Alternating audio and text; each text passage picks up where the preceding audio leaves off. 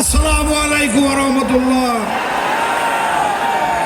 আজ শহীদ এনামুল হকের শাহাদাত বার্ষিকীতে দাঁড়িয়ে আমি দীপ্ত কণ্ঠে ঘোষণা দিতে চাই, প্রিয় ঝিনাইদহবাসী, আজকের মহাজনসমুদ্র প্রমাণ করে আগামী পার্লামেন্টে বাংলাদেশ জামাত ইসলামী পরিচালিত 11 দলীয় পার্লামেন্টের মানব সেবার বিজয়ী পতাকা পথ করে উঠবে। বাংলার প্রতিটা জনপদে অসহায় মানুষ মুক্তির পথ খুঁজে পাবে ইনশাআল্লাহ। আমি পরিষ্কার করে বলতে চাই, আধিপত্যবাদের মদতপুষ্ট প্রতিবেশী রাজনৈতিক পরাশক্তির মদতপুষ্ট রাজনৈতিক নেতৃবৃন্দ জুলাই চেতনাবোধকে মুছে দেওয়ার জন্য নতুন ষড়যন্ত্র করেছে। আগামী 12 তারিখের গণভোটে জুলাই চেতনাবোধের 5 আগস্টের শহীদের রক্তে অর্জিত স্বাধীনতাকে 1 ইঞ্চি মাটি থেকে মুছে যেতে দেবো না। আপনারা গণভোটে হা ভোট দিবেন, রাজি আছেন? গণভোটে হা ভোট দিবেন।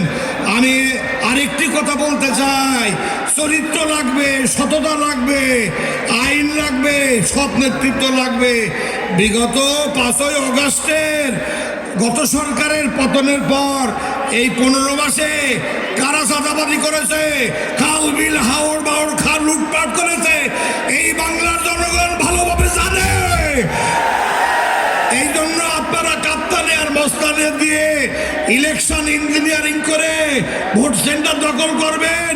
ও ঝিনাইদহবাসী, বুকের রক্ত দিয়ে ভোট সেন্টার ঠেকাতে হবে।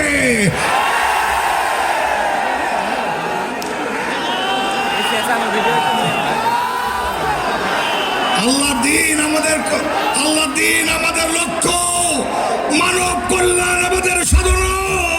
হিন্দু, খ্রিস্টান, বৌদ্ধ, মুসলিম সমস্ত নাগরিকের অধিকার সুনিশ্চিত করে তাদের জান মাল জীবন সম্পদ রক্ষায় আমরা 4 এমপি ইনশাআল্লাহ হিমালয় পাহাড়ের মতো মাথা তুলে দাঁড়িয়ে কেন্দ্রকে 4টা এমপি উপহার দেবো ইনশাআল্লাহ।